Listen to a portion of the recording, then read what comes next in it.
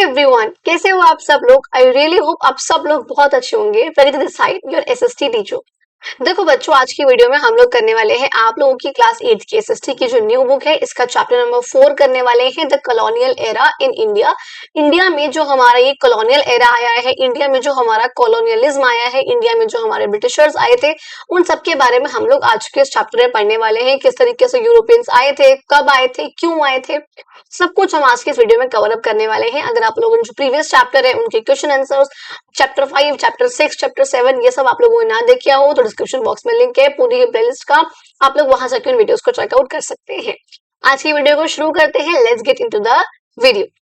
देखो, सबसे पहले यहाँ पे एक जो आपका कोड होता है, हर बार एक कोड यहाँ पे बोला गया है। कहते हैं nearly 2 centuries ago the early Britons. यहाँ पे देखो वर्ड लिखा है ब्रिटन्स। ब्रिटन्स का मतलब सिंपली क्या है, जो ब्रिटेन के लोग हैं, जो ब्रिटेन के पीपल है, उनके लिए वर्ड यूज करा गया है ब्रिटन्स।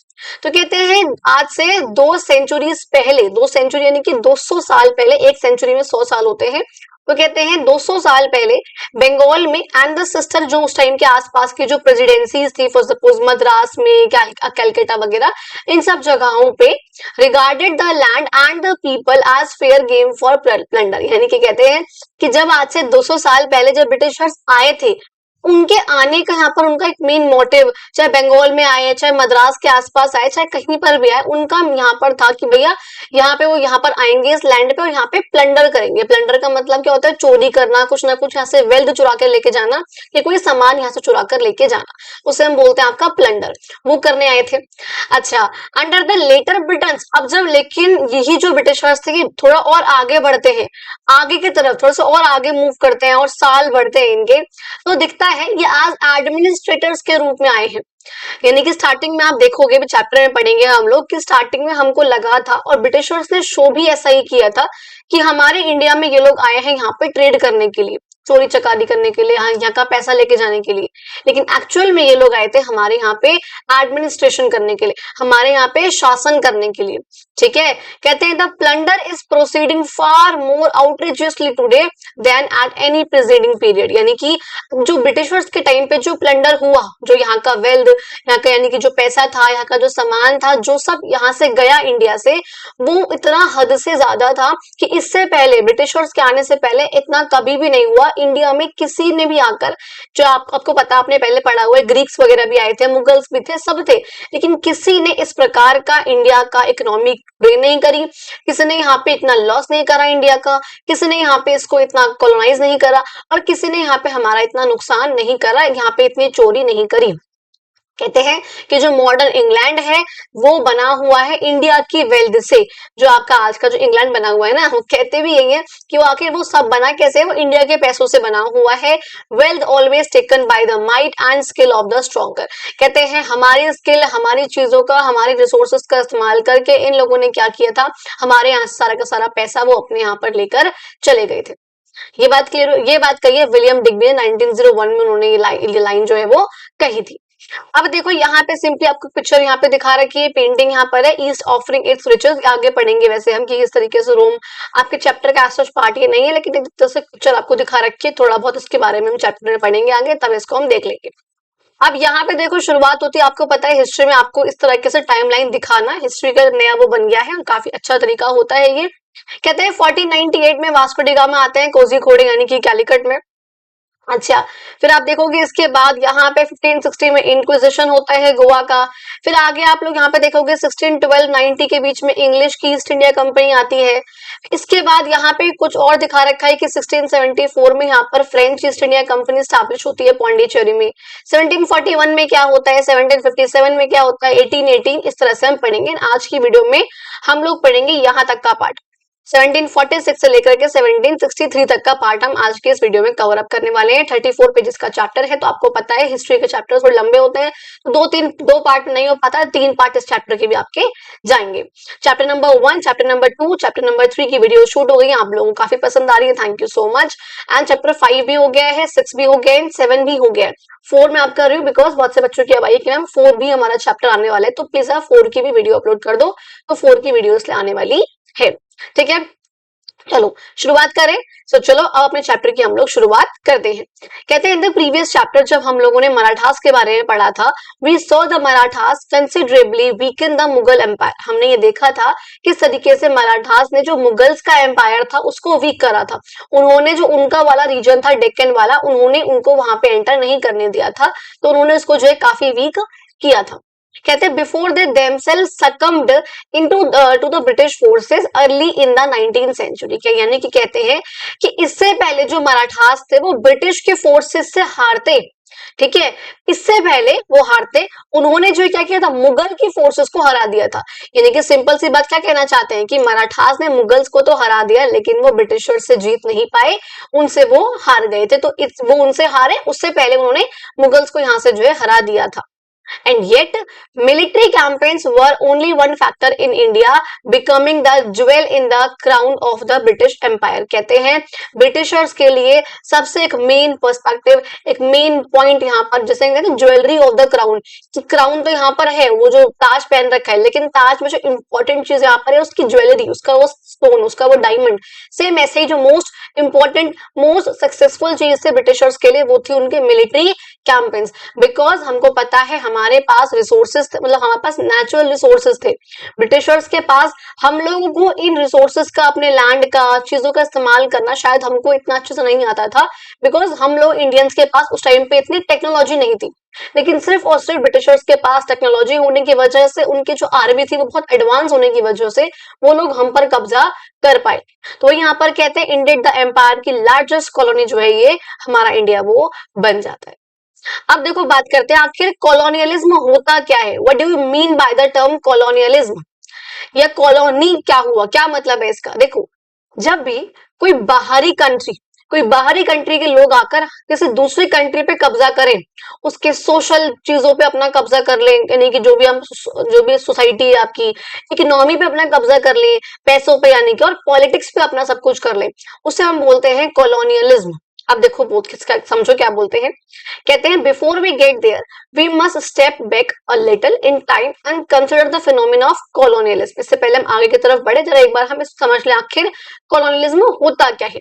तो basically it's a practice where one country takes control of another region, की जो एक कंट्री है वो दूसरे रीजन का, दूसरी कंट्री का कंट्रोल लेती है अपने हाथ में, स्टैब्लिशिंग सेटलमेंट देयर, वहां पे अपने सेटलमेंट करती है, अपनी फैक्ट्री बनाती है, अपना ट्रेड सेंटर खोलती है, अपना वो काम करती है वहां पे, and imposing it's political, economic and cultural system, और वहां का इकोनॉमिक सिस्टम खराब करके, वहां का पॉलिटिकल सिस्टम खराब करके, वहां पे अपना इकोनॉमिक सिस्टम, अपना पॉलिटिकल सिस्टम को इम्पोज करना, उसको यहाँ पे जो है इम्पोज कर देना, उसको लगा देना, उससे हम बोलते हैं आपका कॉलोनियलिज्म। क्या बोलते हैं उसे हम, कॉलोनियलिज्म। का सिंपल सा मतलब क्या हुआ, जब कोई बाहरी कंट्री हमारी कंट्री पे कब्जा करे और यहाँ पे आके यहाँ का सोशल, इकोनॉमिक, पॉलिटिकल सब खराब करके सिस्टम, अपने सिस्टम को यहाँ पे इम्पोज करे और यहाँ पे अपने ट्रेडिंग सेंटर लगा दे, अपने सेटलमेंट्स खोले, अपनी फैक्ट्रीज लगाए, उसे हम बोलेंगे यहाँ पे कॉलोनियलिज्म।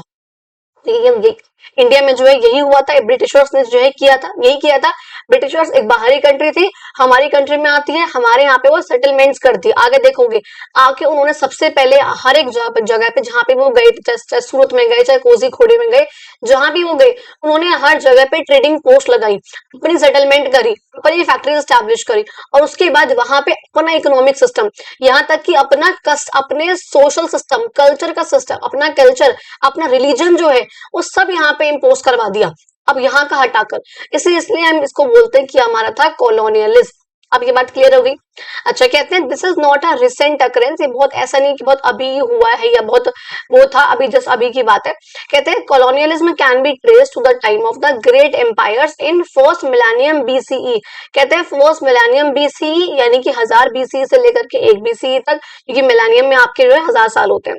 हम तब भी इसको देख सकते हैं कि तब भी ये हुआ था, आपके ग्रीक्स वगैरह ने किया था उस टाइम पे। कहते हैं फर्स्ट मिलेनियम सीई, यानी कि फर्स्ट 1 सीई से लेकर के 1000 सीई। अभी क्या चल रहा है आपका, अभी हमारे पास चल रहा है 2025 सीई, ठीक है।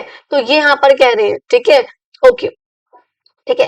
अच्छा, फिर कह रहे हैं the spread of the Christianity and Islam also involve the colonization of the territories converted to the new faith, क्योंकि मैंने बोला कि रिलीजन को यानी कि अपने कल्चर को यहाँ पे इम्पोज करना ये भी एक इम्पोर्टेंट पार्ट था कॉलोनियलिज्म का। तो वो भी जो है इस्लामिक क्रिश्चियनिटी वगैरह यहाँ पे इतना स्प्रेड होना वो भी यहाँ पर जो है काफी इंडिया में हो रहा था। और वो भी बेसिकली क्या है कि यहाँ पे तुम अपना उनका फेथ हटवा के, उनका बिलीफ, उनका कल्चर हटवा के अपना यहाँ पर तुम क्रिश्चियनिटी जो है पोर्तुगीज ने काफी किया था और इस्लाम तुम लोगों को पता है मुगल्स ने किया था। बिकॉज यहाँ पे हमने ओवरऑल बात करी है कि सिर्फ और सिर्फ ब्रिटिशर्स ने नहीं करा ये, बल्कि पहले भी जो इंडिया में ये चीज हुई है, तो वो हमको यहाँ पर बता रखा था सिंपली। अच्छा, अब देखो आगे मूव करते हैं, जरा हम क्या आगे यहाँ पर क्या बोल रहे हैं उसको पढ़ते हैं। कहते हैं but the age of colonialism usually refers to Europe expansion from the 15th century onward. अब देखो अगर यहाँ पे लिखा है 15th सेंचुरी, इसका मतलब हम लोगों को पता है, मैंने बता रखा है 1401 से लेकर के 1500 तक का जो टाइम था। अच्छा, कुछ आर्टिकल्स में जो है लिखा होता था कि 1400 से लेकर के 1499 तक का, तो मैं कई बार ये वाला टर्म भी यूज करती थी। अब जो कुछ और न्यू आर्टिकल्स मैंने पढ़े हैं, कुछ देखा है, तो यहाँ पर अब ये वाला टर्म भी यूज करते हैं कि 1401 से लेकर के 1500, और ये ज्यादा वाइडली यूज टर्म है। तो यहाँ पर इसलिए आप इस वाली चीज को मानना कि अगर मैं बोल रही हूँ 15th सेंचुरी, तो यहाँ पर यानी कि 1401 से लेकर के 1500 तक। फॉर सपोज अभी हमारी क्या चल रही है, अभी हमारी चल रही है 21st सेंचुरी, ठीक है, तो इसको हम क्या बोलेंगे भैया, 1900 से लेकर के, सॉरी 2000 से लेकर के आपका मतलब 2001 से लेकर के बेसिकली 2100 तक का जो टाइम पीरियड रहेगा वो आपकी रहेगी 21st सेंचुरी। अच्छा, डोरेमोन कब आता है? डोरेमोन मैं हमेशा बोलती हूँ वो आता है 22nd सेंचुरी में, यानी कि 2101 से लेकर के आपका 2200 तक का टाइम पीरियड जो रहेगा वो आपकी रहेगी 22nd सेंचुरी। तो आपको बेसिकली क्या करना है, 22nd लिखा है तो 2200, और फिर यहाँ पे उसमें से आपको 100 को माइनस करके यहाँ पे 2101 से आपको शुरुआत कर देनी है। इस तरीके से यहाँ पर एक सेंचुरी, सॉरी एक सेंचुरी चलती है। अच्छा, अब देखो यहाँ पर कहते हैं वो कि भाई जो ब्रिटिश और जो यूरोप के एक्सपेंशन होता है ना, मतलब बेसिकली कॉलोनियलिज्म की जो एज हम मानते हैं वो मानते हैं यूरोप का जब यहाँ पे एक्सपेंशन होता है 15th सेंचुरी के बाद, यानी कि 15th सेंचुरी 1500 के बाद जब यहाँ पे यूरोप का एक्सपेंशन होता है, जब यूरोप और बढ़ता है, तो कुछ ही सेंचुरीज में यानी कि कुछ ही 100 साल में वो एक्सटेंड हो जाता है, बढ़ के पहुंच जाता है बड़े बड़े पार्ट्स तक वर्ल्ड के। क्योंकि देखो यूरोप जो है पहले इतना सा था, लेकिन जब ब्रिटेन ने अपने यहाँ पे एशिया, अफ्रीका, अमेरिका, इंडिया, इन सब पे यहाँ पे कब्जा कर लिया था 15th सेंचुरी के बाद, तो ये जो यूरोप का पार्ट था वो एक्सपैंड हो गया था। जैसे कि आप देखोगे यहाँ पर हायर ग्रेड्स में, बड़ी क्लासेस में आप देखोगे कि जो हमारे यूरोपियन पावर्स थी, चाहे वो स्पेन था, पोर्तुगीज यानी कि पोर्तुगल थे, ब्रिटेन थे, फ्रांस थे, नीदरलैंड वगैरह थे, ये सब जो अलग अलग कंट्रीज थी, सबने अपनी अपनी कॉलोनीज बनाई थी Asia, Africa, Asia, America, Australia और बहुत सारे पैसिफिक आइलैंड्स तक में, after conquering large parts of those regions of the world, यानी कि जो भी यहाँ पर आपने मैंने बोला एशिया, अफ्रीका, आपका पैसिफिक के कुछ पार्ट्स, तो इनका एक मेजर पार्ट को कवर करके, इनका एक मेजर पार्ट को अपने अंडर करके, इनका एक मेजर पार्ट को कॉन्क्वेर करके, इस पे कब्जा करके, इसको जब्त करके इनको अपने अंडर कर लिया। और इस तरीके से जो आपका यूरोप वाला पार्ट था, बिकॉज देखो यूरोप में आपका बहुत सारी कंट्रीज आ रही है ना, यूरोप आपका यहाँ पे होता है मैप में, आपका यहाँ पे अफ्रीका होता है, इसके ऊपर मेडिटेरेनियन सी होता है, यहाँ पे आपका यूरोप होता है। अब यहाँ पे आपको पता है यहाँ पे आपका जो है ये अफ्रीका वाला पार्ट था नीचे, एंड यहाँ पे आपका एशिया है पूरा का पूरा, जिसमें यहाँ पे रशिया, यहाँ पे चाइना, यहाँ पे इंडिया, इस तरीके से होता है। एंड फिर जो है इस तरीके से आपका यही से बिल्कुल लगता हुआ आपका जो है यूरोप वाला पार्ट आता है, इस तरीके से यहाँ पर ये रहता है। अच्छा, तो यूरोप जो है क्या हुआ, एक्सपैंड हुआ। एक्सपैंड कैसे हुआ, इसने अमेरिका पे भी कब्जा करा, इसने अफ्रीका पे भी करा, इसने एशिया पे भी करा, और यहाँ के बहुत इंपॉर्टेंट रीजन्स पे राज करके इसने यूरोप ने खुद को एक्सपैंड कर लिया।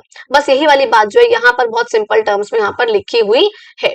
चलो आगे देखिए, ओह सॉरी ये भी हो गया, चलो कोई बात नहीं। कहते हैं व्हाट, अच्छा आगे भी यहाँ पे कहते हैं often the conquest were achieve through military campaigns, और यूजुअली तो यही होता था कि जो भी यहाँ पर कॉन्क्वेस्ट वगैरह करे जा रहे हैं, किसी पे आप कब्जा करने जा रहे हो, तो आप मिलिट्री कैंपेन के थ्रू ही करोगे, अपनी मिलिट्री को वहां लेके पहुंच जाओगे, लड़ाई करोगे, जीत जाओगे, और वो एरिया जो आपके अंदर हो जाएगा, और जिसकी वजह से बहुत सारे लोग मारे जाते थे, यानी कि उनका मैसेक्र होता था, मरते थे, और enslavement of native population. Native population कौन होती है, जो वहां पे रहने वाले लोग होते हैं, उन्हें हम बोलते हैं नेटिव पॉपुलेशन, और उनका क्या हो रहा था, एनस्लेवमेंट, यानी कि उनको जो है स्लेव बनाया जा रहा था, उनको जो है गुलाम बनाया जा रहा था, कि या तो कुछ लोग मर जाएंगे, या जो लोग नहीं मरेंगे, जो बच जाएंगे, उनको जो है गुलाम बना दिया जाएगा।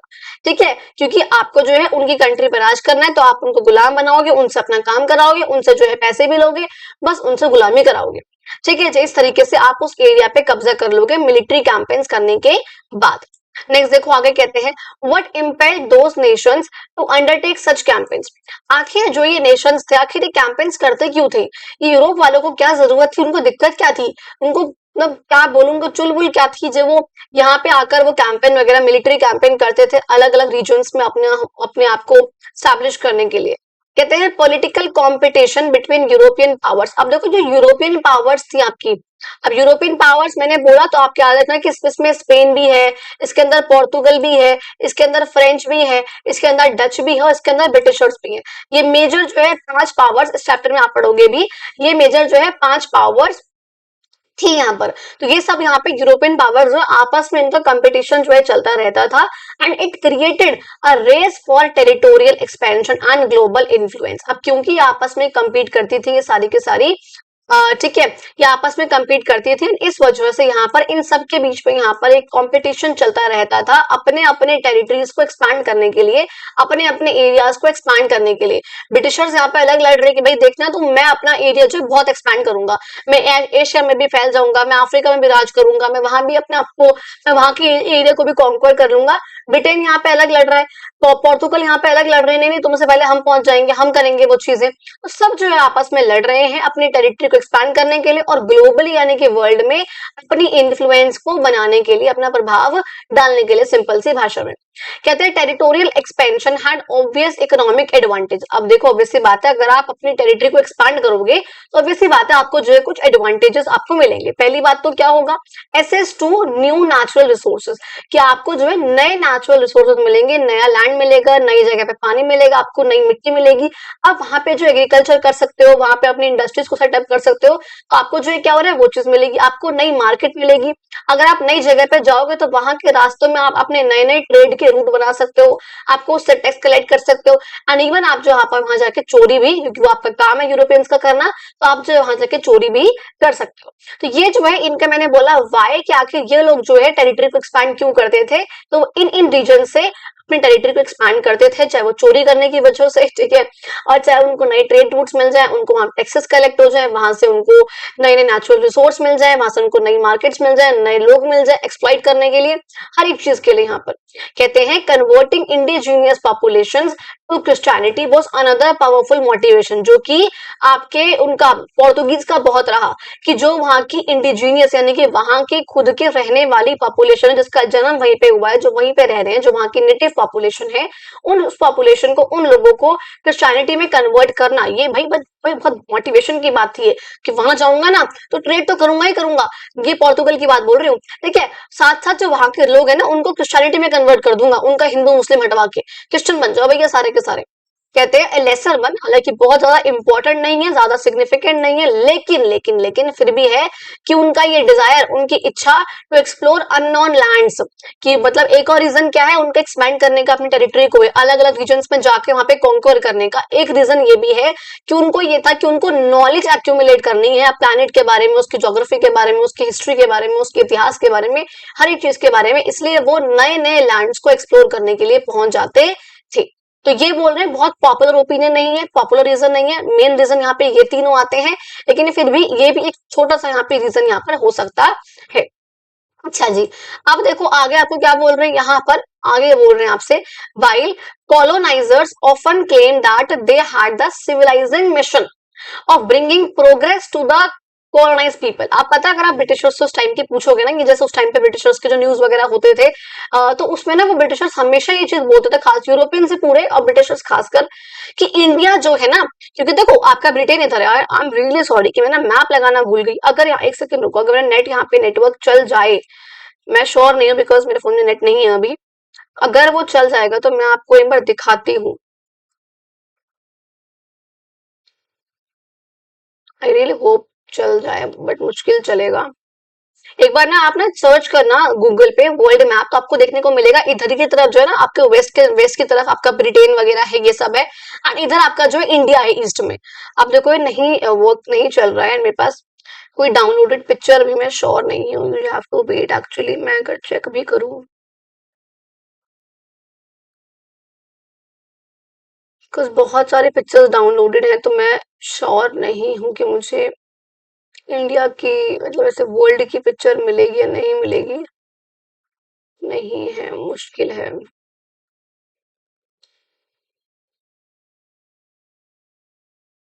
हम्म, किसमें हो सकती है कि वेस्टर्न डिस्टरबेंस है ना। पूरी नहीं है यहाँ पर भी, लेकिन आप यहाँ पे इसको आप पिक्चर को देख के इतना समझ सकते हो कि देखो जैसे यहाँ पे ये वाला आपका इंडिया वाला पार्ट है, तो यहाँ पे इधर और हल्का इधर जाओगे ना, इधर वेस्ट की तरफ जाओगे और वेस्ट की तरफ, तो यहाँ पे जो आपको देखने को मिलता है आपका पूरा का पूरा यूरोप वाला पार्ट। कैसे आपको मेरा कर्सर दिख रहा है इधर की तरफ, आपको यहाँ पे जो है देखने को मिलता है पूरा का पूरा वेस्ट वाला पार्ट, जिसमें आपका जो आपका पूरा ऊपर यूरोप वाला पार्ट है। यूरोप तो देखो खैर ये पूरा का पूरा ये यूरोप वाला पार्ट ही है, लेकिन यहाँ पे नीचे की तरफ आप देखोगे इस मेडिटेरेनियन सी से ऊपर ऑब्वियसली जो ये वाला पार्ट है पूरा, यहाँ पे आपको बिल्कुल कॉर्नर में स्पेन, फिर पोर्तुगल, ऊपर यहाँ पे ब्रिटेन देखने को मिलेगा, ये आपको देखने को मिलेगा। ठीक है, इतना ही अभी मैं जो पिक्चर आपको इतना ही दिखा पा रही हूँ, क्योंकि और मुझे अच्छी बिल्कुल क्लियर पिक्चर यहाँ पे नहीं दिख रही है फिलहाल। आई रियली डोंट नो कि होगी या नहीं, लेकिन चलो ढूंढू भी तो कहाँ ढूंढूंगी एकदम से, नहीं होंगी।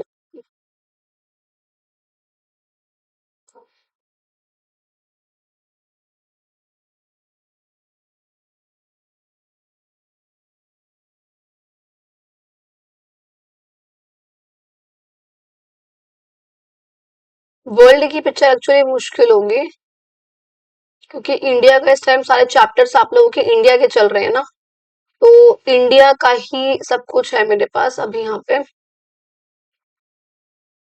नहीं मिलेगा, I am really sorry for that. मैं आप लोगों के लिए वाली पिक्चर डाउनलोड कर लेती, बट आई रियली फॉरगॉट। मैंने सोचा था शायद से, लेकिन और नेट भी नहीं चल रहा चला शायद,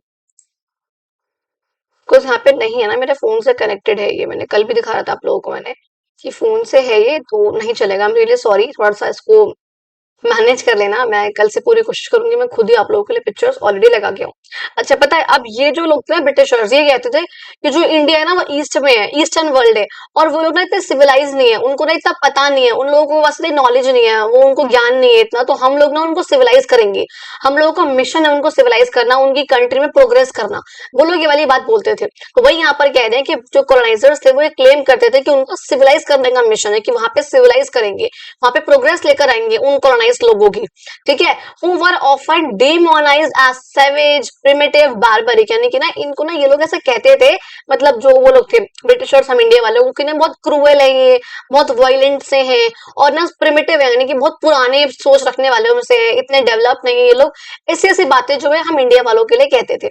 ऑल्दो यहाँ पे जो रियलिटी थी हम लोगों को पता है बहुत डिफरेंट थी, बहुत अलग चीजें थी यहाँ पर, वो बात यहाँ पे करी गई है। कहते हैं लॉस ऑफ इंडिपेंडेंस, हमारी आजादी खो देना, एक्सप्लॉइटेशन ऑफ रिसोर्सेज, मतलब हमारी आजादी का लॉस करना, बेसिकली हमारे रिसोर्सेज को एक्सप्लॉइट करना, उनका ओवर यूज करना कॉलोनाइजर्स के द्वारा। The destruction of traditional ways of life, जो हम इतने पुराने समय से अपने हमारा अलग रहन सहन का तरीका है उसको डिस्ट्रक्ट कर देना, उसको बिल्कुल नष्ट कर देना। And the imposition of foreign cultural values, और अपने जो कल्चर है फॉरेन के, यानी कि अपने जो आप अपनी कंट्री से कल्चर लेकर आ रहे हो, अपनी इकोनॉमी लेकर आ रहे हो, वो यहाँ पर जो इम्पोज कर देना, अपने पॉलिटिकल सिस्टम, अपने कल्चरल सिस्टम, ये जो है इन लोगों का एक्चुअल मोटिव हुआ करता था।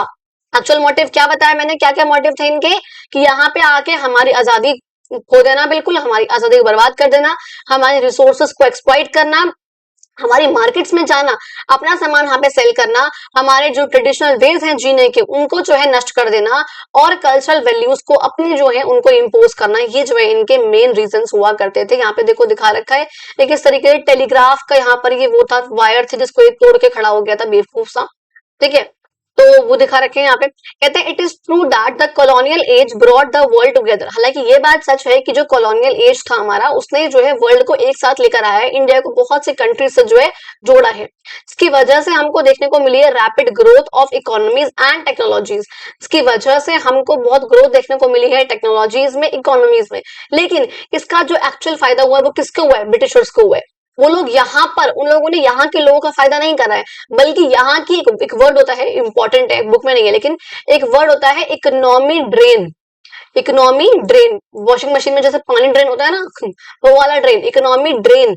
ड्रेन यहाँ पे इसका मतलब क्या है कि हमारे यहाँ के पैसों को यहाँ से बहा कर अपनी इकोनॉमी में ले गए वो लोग। हमारी इकोनॉमी तो बिल्कुल तहस नहस कर दी, हमारे यहाँ के सारी वेल्थ को, सारे पैसे को, सारी ग्रोथ को अपने यहाँ पे वो लोग ले गए। तो यहाँ से उसको जो है बहा दिया, उसे बोलते हैं इकोनॉमिक ड्रेन, जो है जो कि ब्रिटिशर्स ने हमारे यहाँ पे किया था। और जितनी ज्यादा प्लंडर, जितनी ज्यादा इकोनॉमी ड्रेन इन ब्रिटिशर्स ने करी थी, इनसे पहले किसी ने भी इतनी ज्यादा इकोनॉमी ड्रेन नहीं किया था हमारे यहाँ पे।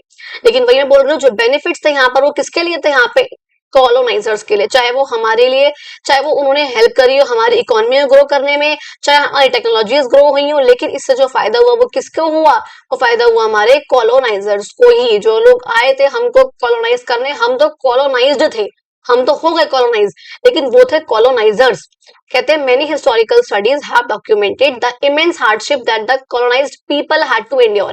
कहते हैं बहुत सारे डॉक्यूमेंट्स में बहुत सारे लोगों ने बता रखा है कि हाँ जी, हम लोगों ने, मतलब हमसे मेरा मतलब जो हमारे पूर्वज वगैरह जिन लोगों ने भी लड़े हैं उस टाइम पे, जो लोग रहे हैं ब्रिटिशर्स के टाइम पे, जिन लोगों ने वो सब चीजें फेस करी हैं, उन लोगों ने कितनी प्रॉब्लम्स, कितनी हार्डशिप जो उन लोगों ने फेस करी है, उसके बारे में बहुत सी चीजों में लिखा भी हुआ है। कहते हैं in many of the colonized regions resistance build up against the colonizers. तो ऑब्वियसली बात है, जो भी यहाँ पर जो कॉलोनाइजर्स थे उनके अगेंस्ट यहाँ पर रेसिस्टेंस होना, उनके अगेंस्ट यहाँ पर लोग आवाज उठाएं, उनके अगेंस्ट बोले, ये सब चीज जो है होने शुरू हो गई थी और हुआ भी था।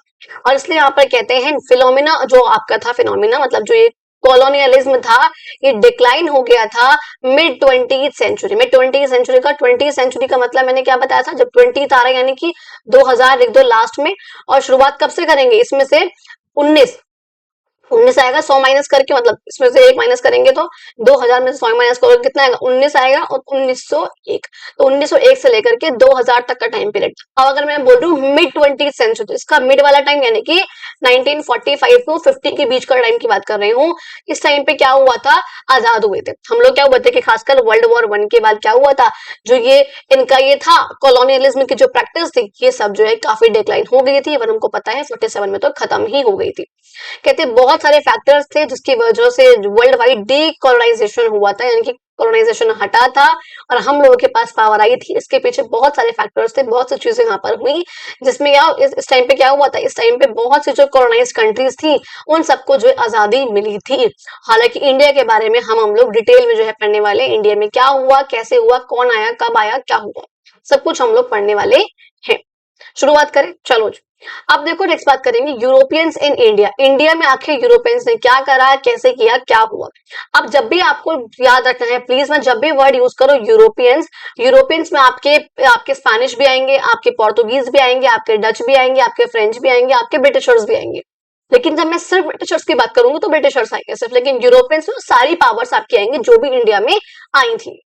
कहते हैं इंडिया का जो है ट्रेड चल रहा था, इंडिया ट्रेडेड विद ग्रीक्स के साथ, हमने पढ़ा हुआ है पहले, ग्रीक्स वाला पार्ट पूरा का पूरा वेस्ट, एंड रोमन्स के साथ जो मेडिटेरेनियन सी के आसपास वाला पार्ट है, रोमन्स के साथ 2 मिलेनियस अगो, यानी कि आज से 2000 साल पहले इंडिया ने जो है खूब ट्रेड किया था इन ग्रीक्स के साथ और रोमन्स वगैरह के साथ। देखो ट्रेड किस चीज का हो रहा है, ट्रेड का मतलब क्या होता है, बाइंग एंड सेलिंग करना गुड्स की। तो कहते हैं इंडिया के जो गुड्स थे, स्पाइसेस हैं आपकी, कॉटन है आपकी, आइवरी है जो कुछ मेटल होता है, जेम्स वगैरह है, सैंडलवुड है, पुष्पा याद आ गई, ठीक है, टीक वुड है, वुड स्टील वगैरह है, ये सब यहाँ पे चीज है। बिकॉज हमारे यहाँ की स्पाइसेस, हमारे यहाँ के टेक्सटाइल जो है सबसे ज्यादा प्रीशियस से, सबसे ज्यादा अच्छी क्वालिटी के वो हुआ करते थे, जिसका हम ट्रेड जगह जगह पे अलग अलग कंट्रीज में करते थे। अमंग अदर कम्युनिटीज, अब कुछ और भी यहाँ पे सामान वगैरह थे, they were highly sought after in the Mediterranean world. यानी कि जो मैंने आपको पिक्चर दिखाई थी मेडिटेरेनियन वर्ल्ड वाली, यानी कि एक सेकंड रुको, अगर भी मैंने खोल रखा होगा, हाँ, यानी कि जो पूरे का पूरा मेडिटेरेनियन ऐसा नाम है इसका, ठीक है। तो कह रहे हैं मेडिटेरेनियन सी के आसपास जो पूरा का पूरा ये वर्ल्ड था इनका, ये वाला पूरा का पूरा area, this one full empire, यहाँ पे जो पूरा रीजन था रोमन एम्पायर था ये पूरा का पूरा, इन सब में यहाँ पर इंडिया के जो ये वाले गुड्स थे वो काफी ज्यादा चलन में थे, काफी ज्यादा इनकी मान्यता थी। अच्छा, कहते हैं अंटिल द 16 सेंचुरी सीई, यानी कि 16 सेंचुरी के आने से पहले तो काफी ज्यादा था। हालांकि 16 सेंचुरी के आने के बाद when European powers began sailing to the Indian subcontinent, जब जो यूरोपियन पावर थी वो इंडिया के सब कॉन्टिनेंट की तरफ आने लगी थी, India was a vibrant economic and cultural power house. India जो है इकोनॉमी और कल्चरली बहुत ज्यादा अच्छा था। यहाँ का इकोनॉमी, यहाँ का कल्चर बहुत ज्यादा ही बेस्ट माने जाते थे। और शायद इसी वजह से कहते हैं यहाँ पर कि इवन यहाँ पर ये वाली बात भी कही हुई है कि जो हिस्टोरिकल मतलब पहले के एस्टिमेट्स यहाँ पर ये भी होते हैं, कुछ और जो आपके इकोनॉमिस्ट वगैरह होते हैं वो लोग ये वाली बात भी कहते हैं कि इंडिया जो है वो कंट्रीब्यूट करता था एटलीस्ट 1/4 ऑफ द वर्ल्ड का जीडीपी। इसका मतलब क्या हुआ, यानी कि फॉर सपोज अगर पूरे वर्ल्ड में 100% गुड्स, मैं अगर बोलूं जीडीपी का मतलब होता है ग्रॉस डोमेस्टिक प्रोडक्ट, की भाई गुड्स एंड सर्विसेज जो है कितने प्रोड्यूस हो रहे हैं एक साल में, ठीक है। तो अगर मैं बोलूं जीडीपी कहाँ पे, सिंपल सा मतलब क्या है कि गुड्स एंड सर्विसेज कहाँ पे जो है कितने प्रोड्यूस हो रहे हैं एक साल में, मैंने आपको बता दिया। अच्छा, यहाँ पे कह रहे हैं कि पूरे वर्ल्ड में फॉर सपोज अगर 100% गुड्स एंड सर्विसेज प्रोड्यूस हो रहे हैं, इसमें से 1/4 यानी कि 25% पार्ट जो है उससे ज्यादा भी, तो कम से कम 25% जो पार्ट है वो आपके कौन प्रोड्यूस कर रहे हैं, वो आपका इंडिया प्रोड्यूस कर रहा था। यानी कि अगर पूरे वर्ल्ड में 100 गुड्स एंड सर्विसेज 100 गुड्स वगैरह बन रहे हैं, उसमें से 25 गुड्स जो है वो इंडिया आपके बना रहे थे कम से कम। ये वाली बात जो है इकोनॉमिस्ट ने बोली हुई है इस पूरे पीरियड में, जब यहाँ पे ये वाला पीरियड चल रहा था। यहाँ की स्पाइसेस, यहाँ की टेक्सटाइल्स, यहाँ की जो बाकी कमोडिटीज थी बहुत ज्यादा ही मानी जाती थी, बढ़िया क्वालिटी की, making it one of the 2 largest economies globally alongside China. यानी कि चाइना के साथ साथ इंडिया भी जो अगर मिल जाए तो ये लार्जेस्ट इकोनॉमीज के अंदर आते थे। It is remarkable that from the 16 century onwards, अब जब यहाँ पे ये मनुष्यत ने यूरोपियंस हमारे यहाँ जब आ गए 16 सेंचुरी ऑनवर्ड्स, यानी कि 16 सेंचुरी का मतलब क्या हुआ भैया, 1600 लास्ट में लिखो और शुरुआत करो माइनस 1600 में माइनस करो 100, कितना आएगा 1500, तो 1501 से शुरुआत करो, 1501 से लेकर के 1600, इसके बाद 16 सेंचुरी ऑनवर्ड्स का मतलब देखा इसके बाद, यानी कि 1600 के बाद, बिकॉज जो आपके यूरोपियंस आए हैं वो 1600 के बाद ही आए, और थोड़े बहुत मतलब हालांकि जो पोर्तुगीज थे इसी टाइम पे आ चुके थे, 1498 1500 में ही आ गए थे पोर्तुगीज, लेकिन क्योंकि पोर्तुगीज ने इतना कुछ नहीं किया था जितना कुछ ब्रिटिशर्स ने किया था, इसलिए हम यहाँ बोला है यहाँ पर कि इसके बाद तो बिल्कुल ही इंडिया का नाश पिट गया था जैसे यहाँ पर ब्रिटिशर्स आ गए थे। क्योंकि जो इससे पहले पोर्तुगीज वगैरह आए थे उन्होंने थोड़ा बहुत गलत किया था, लेकिन इतना नहीं किया था कि हमारी इकोनॉमी पूरी ड्रेन कर दी हो ब्रिटिशर्स की तरह, वो इतने लालची नहीं थे, मैं सिंपल सी भाषा में कहूंगा, ठीक है। कहते हैं many European travellers to India described her as flourishing and noted her manufacturing capabilities. यहाँ पे इंडिया को हर की उससे लड़की के उससे सॉरी क्योंकि हमारे जो इंडियन की एक मैं कहूंगी फीमेल फिगर है वो हमारी भारत माता, इसलिए इंडिया को जो है हर की उससे यानी कि लड़की के उससे HER वाले उससे दिखा रखा है, जो प्रोनाउन जो है वो हर यूज करा हुआ है सिंपल सी भाषा में। तो यहाँ पर कहते हैं कि जो यहाँ पे यूरोपियन ट्रैवलर्स वगैरह थे वो इंडिया को डिस्क्राइब करते हैं भैया कि बहुत फ्लरिशिंग है, हर चीज बहुत बढ़िया है, यहाँ पे इकोनॉमी, यहाँ की मैन्युफैक्चरिंग कैपेबिलिटी, यहाँ की एग्रीकल्चर, यहाँ का सब यहाँ बहुत बढ़िया चल रहा है। डाइवर्स एग्रीकल्चर आउटपुट है, एग्रीकल्चर का जो आउटपुट मिलता है वो बहुत अलग अलग प्रकार का मिलता है, बहुत अलग अलग यहाँ से जो है गुड्स प्रोड्यूस होते हैं, and extensive internal as well as external trading network है। और जो यहाँ के ट्रेडिंग नेटवर्क है इंडिया के अंदर के देख लो, यहाँ से जो ट्रेड हो रहा है अलग अलग स्टेट्स में अलग अलग जगहों तक, एंड इंडिया के बाहर जो यहाँ पर ट्रेड यहाँ पर हो रहा है, जो इंडिया अलग अलग जगहों से ट्रेड कर रहा है, ये बहुत बढ़िया ट्रेड यहाँ पर था। तो कहते हैं इन सब फैक्टर्स की वजह से जो यहाँ पे इंडिया इतना इकोनॉमिकली बढ़िया था, यहाँ पे इसका एग्रीकल्चर इतना बढ़िया था, मैन्युफैक्चरिंग इंडस्ट्री इतनी बढ़िया थी, इन सब चीजों की वजह से इंडिया जो है वो टारगेट बना था कॉलोनियल एम्बिशंस का, कि जो भी यहाँ पे यूरोपियन के कॉलोनियल के एम्बिशन थे कि भाई यूरोप को जो है कॉलोनाइजर्स वो चाहिए था कि हाँ वो जिसको जो है कॉलोनाइज कर सके, तो उनको वो चाहिए था। अब उनको दिखा भैया इंडिया जो इतना बढ़िया चल रहा है, चलो वहां जाके ट्राई मारते हैं, शायद क्या पता कर ही दे। तो उनका जो मेन पर्सपेक्टिव ब्रिटिशर्स का खास करके वो ये था। तो यहाँ पे आपको सिंपली कुछ फैक्टर्स बता रखे हैं कि हाँ जी कौन कौन से फैक्टर्स थे जिसकी वजह से यूरोपियंस जो है वो इंडिया को उन्होंने अपना टारगेट बनाया था। यहाँ पे जो है मैन्युफैक्चरिंग कैपेबिलिटीज बहुत बढ़िया थी, कि जो पूरा एरिया था बहुत फ्लरिशिंग था, एग्रीकल्चर यहाँ का बहुत बढ़िया था, ट्रेडिंग नेटवर्क बहुत बढ़िया थे। इन सब चीजों की वजह से यहाँ पर इकोनॉमिक प्रोस्पेरिटी होने की वजह से इंडिया जो है वो इनका टारगेट बन गया था। कहते हैं जो यूरोप था, यूरोप यूरोप, जो यूरोप के पहले फर्स्ट कॉलोनियल पावर्स थी जो इंडिया में आई थी, वो थी आपके फर्स्ट वाली पोर्तुगीज। यानी कि फर्स्ट टाइम जो आपके यूरोप से लोग बाग आए थे यहाँ पे राजगद्दी संभालने के लिए, यहाँ पे ट्रेड करने के लिए, यहाँ पे कॉलोनाइज करने के लिए, वो कौन थे आपके, वो थे हमारे कौन, पोर्तुगीज। यानी कि पोर्तुगल्स आए थे सबसे पहले। अब पोर्तुगल्स आते हैं तो क्या होता है, कैसे होता है, जरा उसको पढ़ लेते हैं। अच्छा, ओके, कॉमर्स यानी कि ट्रेड यहाँ पे हो रहा है, एट्रोसिटीज यानी कि अत्याचार यहाँ पर हो रहे हैं। अब देखो क्या हुआ, कैसे हुआ। कहते हैं पोर्तुगीज के जो एक्सप्लोरर थे, यानी कि जो एक्सप्लोरर का मतलब कौन होता है, जो जगह जगह जाके एक्सप्लोर करता है, यहाँ पर क्या है, यहाँ पे क्या, सब कुछ जानना है, उनको एक्सप्लोर करना है। सर में दर्द हो रहा है, लाइट एक सेकेंड रुकना, लाइट ऐसे करूंगी तो पड़ जाएगी मेरे पे, सर दर्द हो रहा है, लेकिन लाइट नहीं आएगी फिर, चलो एक सेकेंड, ठीक है। कहते हैं पोर्तुगीज के जो एक्सप्लोरर थे हमारे एंड नेविगेटर, जो कि नेविगेट करते थे, शिप्स वगैरह से ट्रेवल करते थे, काफी सी रूट को काफी जानते थे, उनका नाम था वास्को डी गामा। क्या नाम था उनका, वास्को डा गामा। अब आप लोगों ने ना एक चीज पूछूंगी मैं, आप लोगों ने कई लोगों से ना ये बोलते हुए सुना होगा, बिकॉज मेरे खुद के इंस्टीट्यूट में बहुत से बच्चे लाइन बोलते हैं, वास्को डी गामा ने इंडिया की खोज करी थी। भाई मैंने उनको भी क्लियर किया था, वास्को डी गामा ने इंडिया की खोज नहीं करी थी। वास्को डी गामा ने इंडिया, जो देखो पोर्तुगीज से यहाँ पर, मैंने बताया इंडिया जो है यहाँ पर है, यहाँ पे अफ्रीका इस तरीके से था, तो यहाँ पे जो आपका ये था, पोर्तुगीज ने इंडिया तक पहुंचने वाले सी रूट की खोज करी थी। यहाँ पे देखो प्रॉपर क्या आपका अटलांटिक ओशन है पूरा का पूरा, यहाँ पे नीचे आपका सदर्न ओशियन है एंड यहाँ पे इंडियन ओशन है। यहाँ तक पहुंचते पहुंचते बेसिकली मतलब उन्होंने वास्को डी गामा ने, जो कि पोर्तुगीज के एक्सप्लोरर थे, उन्होंने इंडिया की खोज नहीं करी थी, उन्होंने इंडिया तक जाने वाले सी रूट की खोज करी थी, कि सी से रास्ता जो है इंडिया तक पहुंच सके, उसकी खोज किसने करी, पोर्तुगीज के एक्सप्लोरर वास्को डी गामा ने। और वो जो इंडिया में आते हैं कोझिकोड यानी कि केरला में है वो, यहाँ पे बिल्कुल नीचे की तरफ, एक सेकेंड, ये आपका इंडिया है, यहाँ पे आपको पता है केरला है, यहाँ पे आपका जो है कोझिकोड है, यहाँ पे जो है ये आते हैं। और please remember the year and the month as well, May 1498, May 1498 was the first time जो यूरोपियंस हमारे इंडिया में उन्होंने अपनी मनुष्यत के पैर रखे थे। ठीक है जी, अगर मैं कुछ ऐसे शब्द को यहाँ पे इस्तेमाल करूं तो प्लीज ऑफेंड मत होना, आप लोग क्यों होंगे, वी ऑल आर इंडियंस, तो हम लोग क्यों ऑफेंड होंगे, हम लोग को पता है ब्रिटिशर्स ने हमारे साथ कितना बेकार बेकार करा है। इतना बेकार तो मुगल्स ने नहीं करा, इतना बेकार ग्रीक्स ने नहीं करा, इतना बेकार कुशना शकास किसी ने नहीं करा, जितना बेकार ये यूरोपियंस स्पेशली द ब्रिटिशर्स यहाँ पर आकर कर गए थे। कहते हैं pave the way for beginning of European civilization, इन्होंने जो यूरोप में सिविलाइजेशन को बेसिकली यहाँ पे शुरू करना, इंडिया में इंडिया को सिविलाइज करना, यूरोप का जो ये पार्ट है अपने इंडिया में लेकर आना, ये सब की शुरुआत जो इस टाइम से ही होने लग गई थी। कहते हैं दो ही वॉज वेल रिसीव्ड, हालांकि बहुत ये नहीं है कि उनका बहुत ऐसा गुस्सा से स्वागत करा गया था, बिकॉज यहाँ पे वो आए थे ट्रेड करने के लिए, तो यहाँ पे उनका बहुत आराम से उनको रिसीव करा गया था, सब कुछ ठीक था।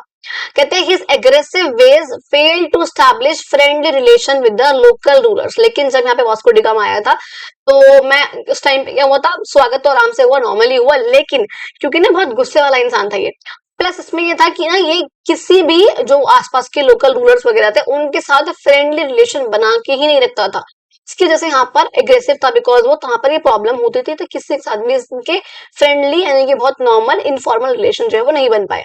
कहते हैं ड्यूरिंग फिर जो है वापस चले गए वो।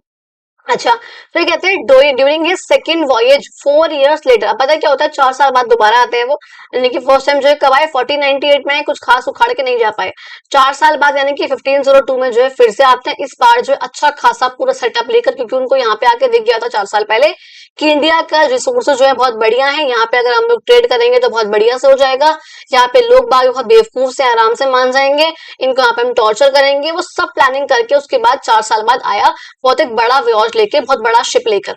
अब वो आता है 4 साल बाद और वो सीज करता है, यानी कि एक एरिया जो उसने अपने अंदर कब्जा कर लिया, यहाँ के लोगों को टॉर्चर करा और कई जो इंडिया के मर्चेंट्स थे यानी कि ट्रेडर्स थे उनको जो है मार भी दिया, और जो कैलिकट था बेसिकली आपका उस पे जो है बॉम्बार्डिंग भी करी, यानी कि बहुत बम वगैरह जो है वहां पर गिरे भी थे। तो ये जो है काम इसने जो है करा था जब यहाँ पर पोर्तुगीज यानी कि वास्को डी गामा जो सेकंड टाइम आया था। इवन यहाँ पे कहते हैं पोर्तुगीज जो वो कैप्चर करते हैं स्ट्रेटेजिक पोर्ट्स को, ऐसे पोर्ट्स को जो काफी अच्छे थे, स्ट्रेटेजिक लोकेशन पे थे, काफी इंपॉर्टेंट थे, और पोर्ट्स का बेसिकली मतलब क्या है, जहां पे से सी रूट पे जो ट्रेड है वो आराम से हो सके। क्योंकि वो पोर्ट जो है वो नदी किनारे मतलब बेसिकली ओशियन के सी के किनारे जो है वो यहाँ पर बनाए जाते हैं। और खास का पता है इनका जो मेन इनका जो रीजन था जहां पे इन्होंने अपना कब्जा किया दैट वाज गोवा। कौन सा करा पता है एरिया दैट वाज गोवा। ठीक है, अच्छा कहते हैं इंक्लूडिंग गोवा 1510 में जो है इन्होंने इसने किया था कि पोर्तुगीज ने गोवा को कैप्चर कर लिया था। इसको इस चैप्टर में बहुत से ऐसे ईयर्स जो कि आप लोग को याद रखने होंगे। एमसीक्यू पर्सपेक्टिव के लिए बहुत इंपॉर्टेंट जो है यहाँ से क्वेश्चंस बन सकते हैं हर दूसरी तीसरी लाइन में से। हर जहां पर भी ईयर लिखा है जो इंपॉर्टेंट है मैंने वो मार्क कर रखे हैं, आपको बताती हुई भी जाऊंगी मैं, तो प्लीज जरा इस बात का यहाँ पे याद रखना। कहते हैं गोवा को जो है पोर्तुगीज ने कैप्चर करा। कब कैप्चर करा? 1510 में, जो कि उनकी कॉलोनी की कैपिटल बनी बाद में। तो आपको याद रखना है पोर्तुगीज के जो कैपिटल, पोर्तुगीज का जो मेन एरिया बना वो कौन सा बना आपका? गोवा। कहते हैं एज वेल एज कुछ यहाँ पे ट्रेडिंग के पोस्ट मालाबार और कोरोमंडल कोस्ट पे। मालाबार कोस्ट कहाँ? आपका केरला वाला कोस्ट जो केरला वाला तट है कोस्ट है आपका, उसे हम बोलते हैं मालाबार कोस्ट। और जो यहाँ पे ये वाला तट है आपका ये पूरा का पूरा, इसे हम बोलते हैं आपका कोरोमंडल कोस्ट। तो यहाँ पे जो है इसने बहुत सारे अपनी ट्रेडिंग पोस्ट स्टैब्लिश करी। Now what is trading post? Trading post होता क्या है बेसिकली? ट्रेडिंग पोस्ट का मतलब होता है जब आपने अपनी कोई फैक्ट्री, अपनी कोई सेटलमेंट यहाँ पे जो आपने स्टैब्लिश करी है, आप यहाँ से आप ट्रेड करोगे, यहाँ से आप जो सारा काम मैनेज करोगे अपना, आपके यहाँ पे वेयर हाउस होंगे, आपके यहाँ पे ऑफिस होंगे अपने गुड्स को एक्सपोर्ट करने के लिए, गुड्स को स्टोर करने के लिए। इसे हम सिंपली बोलते हैं आपके ट्रेडिंग पोस्ट। चाहे पोर्तुगीज हो, चाहे वो आपके ब्रिटिशर्स हो, चाहे फ्रांस फ्रेंच हो, कोई भी हो, डच वगैरह, सबने जो है अपने ट्रेडिंग पोस्ट स्टैब्लिश करे थे। ट्रेडिंग पोस्ट का मतलब क्या है? कुछ सेटलमेंट्स यहाँ पर, कुछ फैक्ट्री वगैरह यहाँ पे सेटअप करना ताकि यहाँ से आप सामान को स्टोर कर सको, वेयर हाउस बनाना यहाँ पे, सामान को आप यहाँ से एक्सपोर्ट कर सको। सिंपल सी भाषा में इसे हम बोलते हैं ट्रेडिंग पोस्ट। इस आवाज के लिए जो भी दिक्कत हुई सॉरी। ठीक है, कहते हैं the Portuguese implemented a system known as cartaz which is called pass. Basically हमने पहले ही ये चीज पढ़ी हुई है कि ब्रिटिशर्स ने भी किया था, ये पोर्तुगीज ने भी किया, कि यूरोपियंस ने बेसिकली क्या किया था, अपने ना एक सिस्टम लाए थे वो लोग कार्ताज का, यानी कि पास का। सिंपली यह है कि जिस भी इंडियन मर्चेंट के पास अगर आपको ट्रेड करना है, आप देखो उन लोगों ने क्या करा, उन्होंने गोवा वाले एरिया में राज करा। यहाँ पे आपको गोवा पड़ता है, यहाँ पे उन्होंने राज करा। अब कह रहे हैं यहाँ से अगर कोई भी इधर से भी कोई शिप जाएगा, यहाँ से कोई शिप जाएगा, अगर इस एरिया से होकर निकलेगा यहाँ वाले एरिया से, आपके पास जो है इनका ये पास होना चाहिए, आपके पास इनका ये पास होना चाहिए। अगर आपके पास ये पास नहीं हुआ, ये कारतास नहीं हुआ, तो आपके जो है शिप को, आपके सामान को, सबको जो है सीज कर लिया जाएगा। तो ये वाली बात जो है पोर्तुगीज ने इम्प्लीमेंट करी थी, जिसमें सारे ये शिप्स यहाँ पर जो भी अरेबियन सी में यहाँ पर जाएंगे उनको पोर्तुगीज से परमिट लेनी होगी नेविगेशन करने के लिए, वहां से जाने के लिए। अगर शिप्स के पास ये परमिट या परमिशन नहीं होगी तो उनको जो है सीज कर लिया जाएगा, उनको जब्त कर लिया जाएगा। अब ये जो इनकी नेवल डोमिनेंस थी, यानी कि जो उन्होंने पानी में, नेवी में अपने आप को डोमिनेट कर लिया, अपने आप को सुपीरियर कर लिया, अपनी पावर को स्टैब्लिश कर दिया, इससे वो क्या कर सके? It allowed them to monopolize the spice trade between India and Europe for nearly a century. इससे वो क्या कर सके? जब उन्होंने ये वाली चीज कर ली तो वो मोनोपोलाइज कर सके। मोनोपोलाइज का मतलब होता है जब एक ही इंसान के पास पावर हो सारी की सारी, उसे हम बोलते हैं मोनोपोली। तो उन्होंने जो अपनी वो मोनोपोली स्टैब्लिश कर ली थी स्पाइस के ट्रेड में, कि अगर इंडिया और यूरोप के बीच में स्पाइस का यहाँ पर ट्रेड हो रहा है, पोर्तुगीज ने जो है उसको उस पर मोनोपोली कर ली कि पोर्तुगीज ही जो है उसको यूरोप में लेके जाएंगे। अब चाहे वहां जाके वो स्पेन में बेचे, चाहे वो डच में बेचे, चाहे ब्रिटेन में बेचे, कहीं बेचे। तो यानी कि सबसे पहले यहाँ पे पोर्तुगीज आए थे, पोर्तुगीज ने यहाँ आके शुरुआत करी थी यहाँ पे हमारे रीजन्स को, हमारे एरिया को एक्सप्लॉइट करने की। उसी के बाद जो है यहाँ पे आपके ब्रिटिशर्स वगैरह या डच या फ्रेंच ये सब लोग जो है इंडिया में आ पाए थे। तो कहते हैं पूरा ऑलमोस्ट 100 साल तक, बिकॉज देखो 1502 में ये आ रहे हैं, ठीक है, और 1608 में आपके आएंगे ब्रिटिशर्स। अभी तक कोई नहीं आया, इनके बाद जो है ब्रिटिशर्स ही आते हैं। तो यानी कि पूरे ऑलमोस्ट 100 साल तक यहाँ पे आते स्टैब्लिश करते हैं, 1510 में स्टैब्लिश करा। उसके बाद जो है कम से कम करीब करीब 100 साल तक इन लोगों की पूरी मोनोपोली थी यहाँ पर, जो भी यहाँ पे ट्रेड हो रहा था इंडिया और यूरोप के बीच में, खास करके स्पाइस का यानी कि मसालों का ट्रेड। अच्छा जी, कहते हैं अलोंग साइड जो कमर्शियल एक्सप्लॉइटेशन यहाँ पे जो कर रहे थे, मतलब बेसिकली यहाँ पर जो सामान का एक्सप्लॉइटेशन कर रहे थे, यहाँ की जो कॉमर्स था बिल्कुल खराब कर रहे थे उसको, तो जहाँ पे पैसों का तो एक्सप्लॉइटेशन कर ही रहे हैं, लेकिन साथ साथ यहाँ पे पोर्तुगीज की जो प्रेजेंस थी यहाँ पर वेस्टर्न इंडिया में, उन्होंने वहां पे रिलीजियस प्रोसिक्यूशन करना भी शुरू करा। इसे ही बोलते हैं हम लोग इंक्विजिशन, जो कि 1560 में उन्होंने शुरू करा था, खासकर गोवा में उन्होंने किया था। Now what is inquisition? समझो इस लाइन का मतलब। अब देखो पहले यहाँ पर क्या लिखा है वो मैं नहीं बता, वो बहुत ऐसे मतलब ठीक है, एक ट्राइब्यूनल यहाँ पे सेटअप करा गया था रोमन चर्च के द्वारा, जिसमें उनका ये था कि इसको छोड़ो, ठीक है। सिंपली यहाँ पे बात क्या है कि इंक्विजिशन का मतलब क्या होता है कि फॉर सपोज यहाँ पे आपको ये दिख रहा है कि वो जो पर्सन है वो आपका रिलीजन को नहीं अपना रहा है, आप जो है उसको मार दोगे, आप जो उसको टॉर्चर करोगे, आप उसको जो है प्रोसिक्यूट करोगे। तो बेसिकली क्या है कि आप यहाँ पे इस रीजन में, गोवा में, यहाँ पर जब उन्होंने गोवा को अपना लिया तो यहाँ की कॉमर्स का, यहाँ की ट्रेड का तो फायदा उठा ही रहे हो, इकोनॉमी को तो नाश कर ही रहे हो, उसके साथ साथ तुमने यहाँ पर किया अपने रिलीजन को इम्पोज। हमने, आपको याद होगा जब मैंने मुगल्स आपको पढ़ाया चैप्टर नंबर 2 में, उसमें मैंने बताया था कि मुगल्स का जो मंगोल्स वगैरह जैसे यहाँ पे आए थे तो उनका एक मोटिव उनका ये भी था कि उनको अपने इस्लाम को इंडिया में बहुत हद तक स्प्रेड करना था। जैसे उनका ये मोटिव था, सेम ऐसे ही पोर्तुगीज का यहाँ पर ये मोटिव था कि उनको अपनी क्रिश्चियनिटी को पूरे इंडिया में इम्पोज करना था, क्योंकि इंडिया में तो नहीं कर पाए वो, लेकिन उनको जहां पे उन्होंने जब 1510 में उन्होंने गोवा को कॉन्क्वेर कर लिया, उन्होंने कहा एटलीस्ट गोवा में तो हम अपनी क्रिश्चियनिटी को इम्पोज करेंगे ही करेंगे।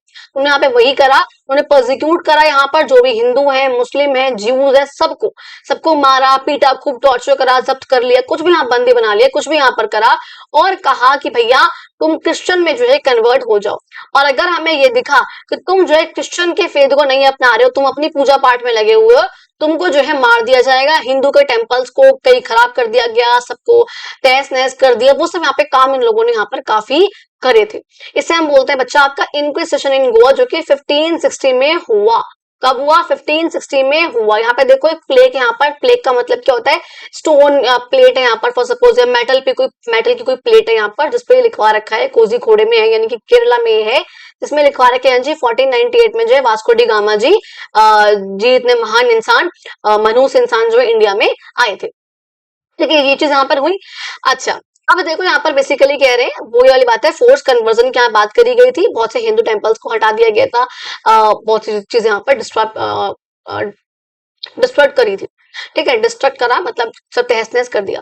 और फाइनली ये जो गोवा का इंक्विजिशन था ये 1812 में खत्म हुआ। सोचो 1560 में शुरू हो रहा है, तब से लेकर के जो वहां पे हिंदू लोग हैं, ज्यूज है, इस्लाम है, सबके रिलीजन को कन्वर्ट कराना। और अगर कोई दिख जाए कि अपने रिलीजन की प्रैक्टिस कर रहा है, उसकी पूजा पाठ कर रहा है, नमाज पढ़ रहा है, कुछ भी यहाँ पर कर रहा है, तो उसको जो है मारना, उसको प्रोसिक्यूट करना, उसको जो है टॉर्चर करना। And this is called inquisition in Goa, जो कि 1560 से लेकर के 1812 तक जो कि ये चला था। समझ में आ गई वाली बात? अच्छा, अब देखो नेक्स्ट बात करूंगी मैं डच की। तो आपको ये पता चला कि सबसे पहले इंडिया में कौन आए, वो क्या है, पोर्तुगीज। कब आए आपके पोर्तुगीज? एंड वो आते हैं आपके 1498 में। उसके बाद दोबारा से 4 साल बाद 1502 में दोबारा से एक्चुअल में अच्छे से एंटर कर गए थे। अगर नेक्स्ट बात करें हम लोग डच की, कहते हैं Dutch arrived in India in the early 17th century. Early 17th century यानी कि 1610, 1612, 1620 इसके आसपास जो है ये लोग आए थे। Unlike the Portuguese focus primarily on commercial dominance. अच्छा, इन लोगों का क्या था, इनका डच वालों का इतना पॉलिटिक्स से या इतना यहाँ पे एडमिनिस्ट्रेशन करने से या फिर यहाँ के कल्चर में इन्फ्लुएंस करने में इनका इंटरेस्ट नहीं था। इनका यहाँ पर मेन मोटिव था ट्रेड करना, अपने ट्रेड को, अपने कमर्शियल को, अपने उसको जो है डोमिनेट करना, बहुत आगे लेके जाना, उस पर बहुत डोमिनेट करना, उसको स्टैब्लिश करना, सुपीरियर बनाना। पर्टिकुलरली किसमें? स्पाइस के ट्रेड में, खासकर मसालों के ट्रेड में, क्योंकि उनको दिख गया था कि पोर्तुगीज ने लास्ट के 100 ईयर्स में, 100 सालों में बहुत स्पाइस ट्रेड करके खूब पैसा, खूब मौज इन लोगों ने उड़ाई है। इसके लिए उन लोगों ने डच ईस्ट इंडिया कंपनी, यहाँ पे देखो बहुत सारी ईस्ट इंडिया कंपनी बनेंगी, French east India company, Dutch east India company, English की ईस्ट इंडिया कंपनी, सब यहाँ पे कंपनियां बनेंगी, जिसकी ट्रेडिंग पोस्ट कहाँ, क्या हो रहा है सॉरी जिसकी ट्रेडिंग पोस्ट कहां पर होगी? ट्रेडिंग पोस्ट का मतलब मैंने क्या बताया कि उनकी सेटलमेंट, उनकी फैक्ट्री जहां से वो ट्रेड करेंगे, जहां से एक्सपोर्ट करेंगे, जहां पे सामान को स्टोर करेंगे, वो वहां पर कहां पे, अब पता क्या होगा, देखो सोचो एक बार, इसको इमेजिन करो कि एक इंसान ने यहाँ पे फॉर सपोज उसको पता है ये जो रीजन है बहुत इंपॉर्टेंट है, और यहाँ पे इसने परमिशन ली मुगल्स वगैरह से, जो स्टार्टिंग में जो ब्रिटिशर्स वगैरह ने किया था, उन्होंने जो मुगल से परमिशन ली कि भैया हम जो है तुमको इतना पैसा देंगे, लेकिन हम जो है यहाँ पे अपनी कंपनी लगाएंगे, यहाँ पे अपना ट्रेडिंग पोस्ट लगाएंगे, हम जहाँ पे हम सामान को एक्सपोर्ट इम्पोर्ट करना हमारा यहाँ पर काम होगा, हम यहाँ पे सामान को स्टोर करेंगे, यहाँ पे फैक्ट्री लगाएंगे अपनी, हमारे लोग यहीं पे रहेंगे, सब यहाँ पर होगा। अब जब उनको दिखा कि यहाँ पर ठीक है परमिशन मिल गई, फर्स्ट सपोज उनको पता क्या था, हमारे जो रूलर्स थे उनका एक्चुअली सीन यहाँ पर अलग था, उनको पता ही नहीं था कितना फायदा यहाँ से हो रहा था। फर्स्ट सपोज जस्ट इमेजिन करो, एक एग्जांपल दे रही हूँ, था भी कुछ ऐसा सही। अगर यहाँ पर ब्रिटिशर्स ने उनसे जब परमिशन ली तो उन्होंने कहा ठीक है, तुम यहाँ पे मुगल्स ने कहा ठीक है तुम ट्रेड करो, लेकिन तुम मुझे हर महीने का 10,000 रुपए दोगे। आपको सुन के लग रहा होगा बहुत ज्यादा उस टाइम के अकॉर्डिंग। उन्होंने कहा ठीक है दे देंगे। अब जो ये ब्रिटिशर्स थे, इनका पता है एक्चुअल में यहाँ से कितना बन रहा था, इस पर्टिकुलर जगह से कम बता रही हूँ 5 से 10 लाख रुपए। 5 से 10 लाख रुपए उनके यहाँ से बन रहे थे। उसमें से 10,000 रुपए मतलब 5-6 लाख तो आराम से थे। इसमें से अगर 10,000 रुपए उनको उसको देने पड़ रहे थे, इसमें क्या ही मतलब क्या ही था, कुछ भी नहीं था, ऑब्वियस सी बात है ये तो वही वाली बात यहाँ पे करी हुई कि इतना वो लोग कमा रहे थे हर महीने का, और उनको जो इतना सा पैसा उनको देना पड़ रहा था मात्र इसके बदले वो वहां पर ट्रेड कर रहे थे खूब अच्छे से। अब जब उनको दिखा यहाँ पे ट्रेड तो हमारा खूब बढ़िया आराम से हो रहा है, उसको हम पैसे भी दे रहे हैं, उसका मुंह बंद है, वो कुछ नहीं बोल सकता हमसे। अब कुछ टाइम में क्या होगा, जब उनको दिख रहा है कि रीजन जो है बहुत इंपॉर्टेंट है, अब वो धीरे धीरे करके इस इंपॉर्टेंट रीजन में अभी देखोगे पढ़ोगे आप कि लोकल रूलर्स में इंटरफेयर करना शुरू करेंगे, इनकी बातचीत में घुसना शुरू करेंगे, वहां जाना शुरू करेंगे, ताकि धीरे धीरे करके वो इस वाले रीजन में ट्रेड के साथ साथ अपना इन्फ्लुएंस भी बढ़ा सके। अभी पढ़ेंगे हम इस चीज को, ठीक है। वही यहाँ पर इन लोगों ने काम यहाँ पर किया था। कहते हैं उन्होंने ईस्ट इंडिया कंपनी बनाई, जिसके जो है अलग अलग ट्रेडिंग पोस्ट उन्होंने बनाई इंडिया के अलग अलग पार्ट में, वेस्ट कोस्ट में यानी कि सूरत वगैरह में, भरूच, कोची, मसूलीपट्टनम, यहाँ सब जगहों पे, नागपट्टनम, इन सब जगहों पर उन्होंने बनाया। देयर मोस्ट सिग्निफिकेंट प्रेजेंस जो है कहाँ पे थी, मालाबार रीजन ऑफ केरला, यानी कि जो आपके डच थे वो कहाँ पे थे, मालाबार रीजन ऑफ केरला, ये लोग यहाँ पर थे, where they displace the Portuguese from several trading centres. कि हमने पता है हमको कि यहाँ पे तो मालाबार में तो पोर्तुगीज भी थे, लेकिन इन डच वालों ने पोर्तुगीज को जो है इनके सेंटर्स को यहाँ से हटाया और खुद को जो है इन लोगों ने यहाँ पे स्टैब्लिश कर दिया। ये बताइए, ये बहुत इंपॉर्टेंट इवेंट है, जिसके बारे में बताऊंगी, पहले फिर पढ़ाऊंगी फिर दिखाऊंगी पिक्चर। कहते हैं डच की प्रेजेंस जो थी इंडिया में, हालांकि वो लिमिटेड थी, बहुत अनलिमिटेड या बहुत ज्यादा इनका प्रेजेंस यहाँ पे नहीं रहा, और ये जो प्रेजेंस थी वो और कम हो गई, डच वालों की डिक्लाइन हो गई जब उनकी हार हो गई, जब उनकी डिफीट हो गई। डिफीट कहां पर हुई, कब हुई, बैटल ऑफ कोलाशल में। कहां पे, बैटल ऑफ कोलाशल, जो कि 1741 में हुआ था, ये रहा। वेयर द, जहां पर जो फोर्सेस थी हमारी केरला की, ट्रेवनकोर यानी कि जो आपका केरला वाला पार्ट है उसी को आप बोलते थे, उसी का एक रीजन था यहाँ पर इधर की तरफ, यहाँ पे इधर, तो उसी को बोलते हैं ट्रेवनकोर। तो कहते हैं जब यहाँ पर बैटल हुआ था कोलाशेल का 1741 में हुआ था, जहाँ पे ट्रेवनकोर की फोर्सेस थी, यहाँ पे मराठा, ये थे मरथांडा यहाँ पर किंग थे, ये हमारे इंडिया के ही थे। कौन थे, मरथांडा किंग थे यहाँ पे ट्रेवनकोर के, मरथांडा वर्मा। इन्होंने जो है डच को हरा दिया था इस बैटल में, बैटल ऑफ कोलाशेल में। और जो कि बेसिकली क्या था कि पानी में भी हराया था और सी में भी हराया था, सॉरी पानी और सी बोल रही हूँ, लैंड पर भी और सी पर भी, दोनों में हराया था इन्होंने। ट्रेवनकोर मैंने बोला ना कि सदर्न पार्ट है बेसिकली आपका केरला वाले पार्ट का, यहाँ वाला। और ये जो बैटल था, हालांकि ये बहुत, मैं कहूँगी स्टार्टिंग का वो बैटल था जिसमें एक एशियन पावर जो है वो किसी यूरोपियन पावर से जीती थी। इस इवेंट को जो है बहुत इंपॉर्टेंट मानते हैं, जो कि किसी यूरोपियन कॉलोनियल फोर्स से, कॉलोनियल पावर से जो है वो जीती थी। और कौन सा बैटल है, please remember this, very important for exam perspective, battle of Colachel. और ये कब हुआ, 1741 में हुआ। किस किस के बीच में हुआ था, तो डच की फोर्सेस के बीच में और मरथांडा वर्मा जो कि आपके ट्रेवनकोर की किंग थे, उनके बीच में हुआ था। इसमें जो है डच जो है वो हार गए थे। इसी के बाद से, ऑल्दो इनका पहले भी इन्फ्लुएंस बहुत ज्यादा नहीं था, सिर्फ ट्रेड के पर्पज से यहाँ पर आए थे, मालाबार वगैरह में थे केरला के, लेकिन जब बाद में इनकी हार हो गई तो इनका जो यहाँ से इम्पैक्ट था वो बहुत ही कम हो गया था। आगे बढ़े, चलो जी ठीक है। अब नेक्स्ट बात करते हैं हम लोग अपने फ्रेंच की। फ्रांस के यहाँ पे किस तरह से कॉलोनियल एम्बिशंस यहाँ पे रहे। कहते हैं फ्रेंच जो है इंडिया में एंटर करा उन्होंने काफी बाद में, establishing their first trading post at Surat 1668। Basically जबकि जो फ्रेंच थे वो 1664 में जो इंडिया में आए थे। कब आए थे जी, 1664 में जो इंडिया में आए थे। अच्छा, फिर उन्होंने जो सब्सिक्वेंटली और धीरे धीरे करके, यानी कि फर्स्ट जो उनकी ट्रेडिंग पोस्ट थी उन्होंने 4 साल बाद ही सूरत में बना दी थी। अच्छा जी, और बाद में जो है पौंडीचेरी बनाई थी, क्योंकि फ्रांस का एक बहुत इंपॉर्टेंट रीजन रहेगा आपका पौंडीचेरी। जिस तरीके से पोर्तुगीज का काफी इंपॉर्टेंट रीजन गोवा रहेगा आपका, गोवा था, और ऐसे ही फ्रांस वालों का इंपॉर्टेंट रीजन कौन सा रहेगा आपका, पौंडीचेरी रहेगा, जो कि आज का पुडुचेरी वाला पार्ट है। तो कहते हैं पहले इन लोगों ने आते अपना पहला ट्रेडिंग पोस्ट जो है सूरत में बनाया था 4 साल बाद ही। उसके बाद 1674 में जो है इन लोगों ने पौंडीचेरी में अपना जो है ट्रेडिंग पोस्ट को स्टैब्लिश करा, जहां से उन लोगों ने काफी एक अच्छा काम किया था। काफी बड़े बड़े काम जो है उन्होंने यहीं से करे थे बेसिकली, क्योंकि उन्होंने इस पूरे रीजन को अपने अंडर कर लिया धीरे धीरे करके।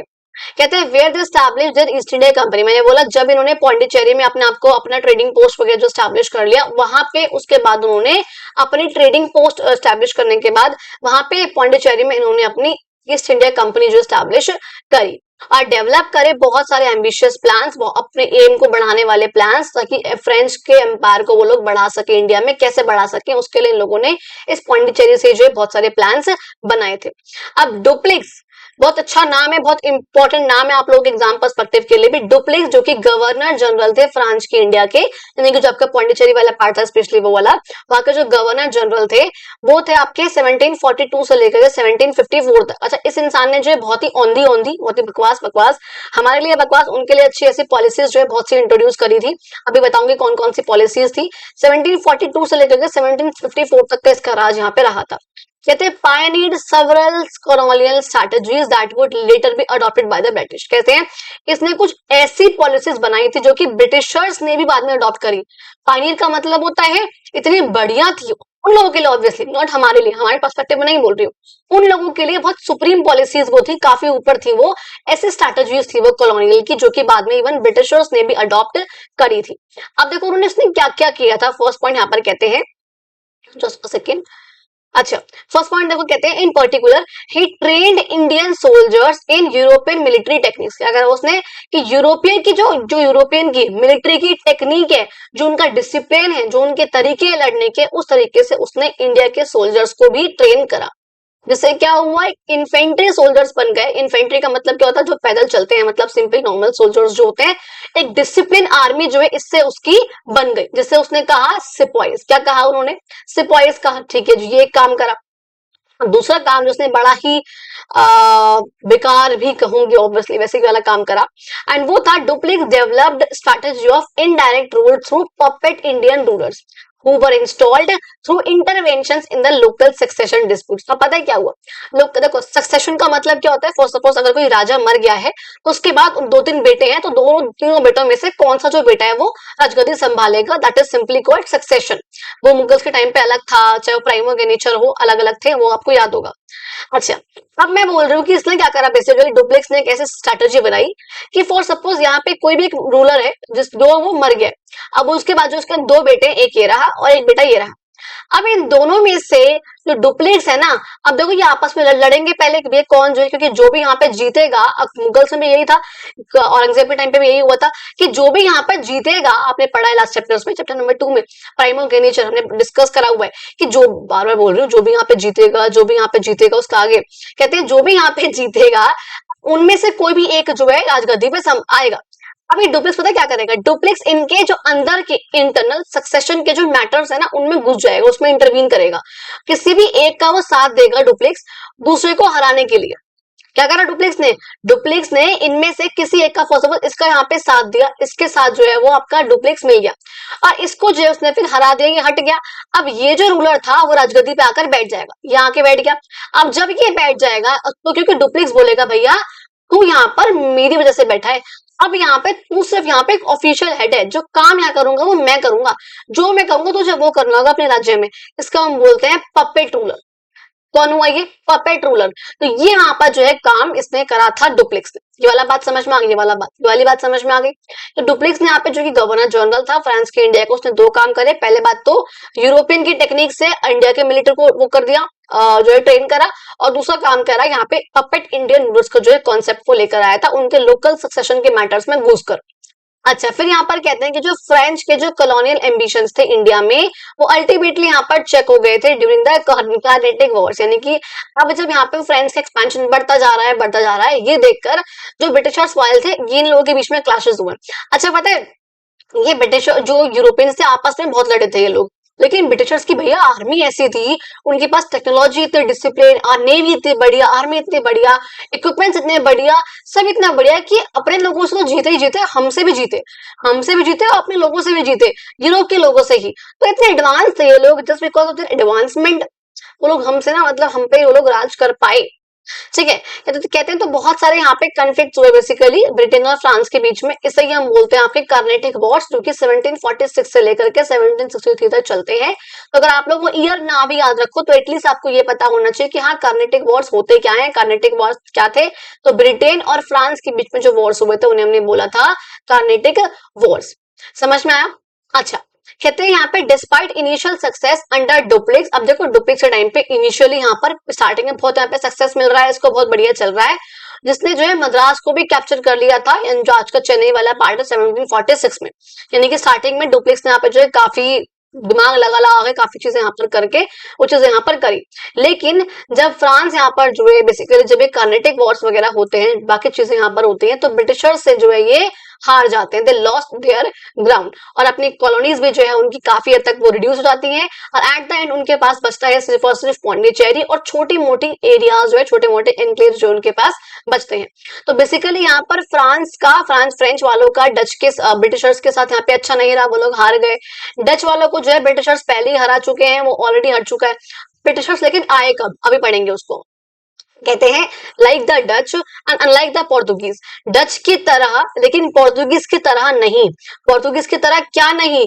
French colonial powers did not much intervene in social and religious life, यानी कि जिस तरह से डच ने ज्यादा उनकी सोशल लाइफ में, उनकी कल्चर लाइफ में, उनकी पॉलिटिकल लाइफ में इंटरफेरेंस नहीं किया था, ऐसे में से ही फ्रांस वालों ने भी इतना इंटरफेयर नहीं करा। अब लेकिन यहाँ पे लिखा है अनलाइक पोर्तुगीज। अनलाइक क्यों लिखा है? क्योंकि पोर्तुगीज वाले ने इंक्विजिशन वाला कॉन्सेप्ट अपनाकर उनको उनके रिलीजन में घुसे, उनकी सोशल लाइफ में घुसे, उनकी पॉलिटिकल लाइफ में वो लोग घुसे थे, इसलिए यहाँ बोला है डच की तरह लेकिन पोर्तुगीज की तरह नहीं। फ्रेंच वाले भी उनकी इंटरनल व्यूज में जो है वो नहीं घुसे थे ज्यादा, खासकर रिलीजन के मैटर्स में, मैं स्पेशली बोल रही हूँ यहाँ पे रिलीजन के मैटर्स में। पॉलिटिक्स के मैटर में तो जो है घुसे हैं, बिना पॉलिटिक्स के मैटर में घुसे फ्रांस जो है वाले काम वो नहीं कर पाते, ना तो वो पपेट वाला काम कर पाते, ना वो सिपाहीज वाला काम कर पाते, वाला काम नहीं कर पाते, लेकिन वो लोग उनके रिलीजन के मैटर्स में नहीं घुसे। कहते हैं रेयर एक्सेप्शन यहाँ पर जो था वो ये था, हालांकि एक और जो इन्होंने काम किया था फ्रांस वालों ने, उनके रिलीजन में घुसने का एक जो काम फ्रांस ने भी किया था वो किया था उन्होंने, क्योंकि फ्रांस का यहाँ पर कंट्रोल पौंडीचेरी पे यहाँ पर था। तो मैंने बोला कि जो फ्रांस वाले थे वो लोग डच की तरह ही थे कि वो लोग रिलीजन के मैटर में नहीं घुसे, लेकिन इसका भी एक्सेप्शन है। एक जगह वो लोग घुसे थे पौंडीचेरी वाले, मतलब फ्रांस वाले बेसिकली, जब उन्होंने पौंडीचेरी का जो एक टेम्पल था आपका वेदपुरी शिवरन टेम्पल, क्या नाम है, वेदपुरी शिवरन टेम्पल, इस टेम्पल को जो है इन्होंने डिस्ट्रॉय करा था, तहस नहस कर दिया था 1748 में, क्योंकि इसका भी ऑर्डर जो है डुप्लेक्स ने दिया था उनको, क्योंकि बार बार जो है जो जूस थे वहां के बेसिकली, जो वहां के क्रिश्चियन के जो यहाँ पे प्रीस्ट थे, उनके पुजारी वगैरह थे, वो बार बार उनको बोल रहे थे कि भैया, इवन जो डुप्लेक्स की खुद की वाइफ थी यहाँ पर वो भी ये चीज बोल रही थी कि यहाँ पर जो है तुम अपनी क्रिश्चियनिटी को एजर्ट करो, उसको इम्पोज करो। इसके लिए उन्होंने उनके रिलीजन को इम्पोज करने के लिए बातों में आकर जो भी चीजें यहाँ पर करी, पुजारी की अपनी वाइफ की बातों में आकर उन्होंने जो है उस वाले टेम्पल को काफी तहस नहस कर दिया था। लेकिन जनरली कहते हैं however the French had to contest with a modest amount of trade in India, हालांकि जो है बेसिकली कहते हैं कि फ्रांस का जो यहाँ पर ये रहा था कि बहुत नॉर्मल सा ट्रेड जो है फ्रांस वालों ने इंडिया में किया था। तो अभी तक हम लोगों ने पढ़ लिया फ्रेंच के बारे में, अभी तक हम लोगों ने पढ़ लिया बेटा आपका डच के बारे में। अच्छा देखो, अब देखो ये वाली पिक्चर दिखाऊं अगर, ये आपका था जो बैटल यहाँ पर हुआ था आपका कोलाशेल वाला, उसमें ये देखो ये रहा आपका वो ब्रिटिशर्स वाले, किस तरह से ये हमारे जो किंग थे हमारे मार्तांडा वर्मा, उनके आगे जो है सरेंडर इन लोगों ने कर दिया था, बिकॉज ये लोग हार गए थे डच वालों के, डच वाले जो हैं, तो ये ठीक हो गया था बाद में। तो उसके बाद इनका इन्फ्लुएंस जो है ब्लू वालों का यानी कि डच वालों का और कम हो गया था।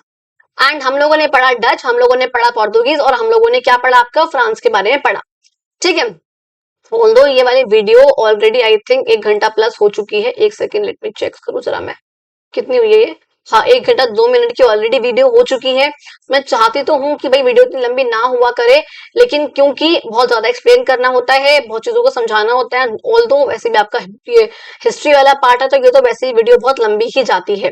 अब देखो वीडियो ऑलरेडी मुझे था कि अंजित 3 पार्ट की बनेगी ही बनेगी वीडियो, लेकिन 3 पार्ट में भी थोड़ा सा और लंबा ये पहुंच जाएगा, तो अभी 9 ही पेज हुए हैं बस।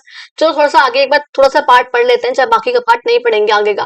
ब्रिटिशर्स की एंट्री कम से कम हम लोग जरा देख लेते हैं कि एंट्री में उन्होंने क्या करा, कैसे क्या क्या चीजें हुई। कहते हैं एंटर द ब्रिटिशर्स। अब ब्रिटिशर्स यहाँ पर आते हैं, कहते हैं ब्रिटेन डोमिनेटेड द इंडियन सब कॉन्टिनेंट फॉर नियरली 2 centuries। हमको पता है ये चीज कि ब्रिटिशर्स ने कम से कम 200 साल तक, कम से कम है ये तो, अपने आप को जो यहाँ पे डोमिनेट रखा था। अब ये किस तरीके से हुआ, कहते हैं बहुत सारी जो बुक्स हैं वो बहुत लंबी लंबी यहाँ पे चीजें बताती हैं, लेकिन हम लोग यहाँ पे कंप्लीट स्टोरी नहीं बताएंगे। हम लोग यहाँ पे जो मेन एस्पेक्ट थे उनकी प्रेजेंस का यहाँ पर इंडिया में, उसके बारे में हम लोग यहाँ पे जिक्र करेंगे। किस तरीके से जो ब्रिटिशर्स थे वो ट्रेडर्स से रूलर्स बने। ट्रेडर्स कौन होते हैं? जो यहाँ पे ट्रेड करते हैं, एक्सपोर्ट इंपोर्ट करना, बाय सेल करना, अपना प्रॉफिट अर्न करना, दैट्स ऑल। उस तरीके से वो लोग यहाँ पे एक्चुअल में बोलते हैं कि भैया हम लोग तो यहाँ पे ट्रेड करने के लिए आए थे, लेकिन यहाँ पे वो लोग राजगद्दी संभाल कर गए, यहाँ पे वो लोग रूल कर गए, यहाँ पे वो लोग एडमिनिस्ट्रेशन यानी कि शासन कर गए।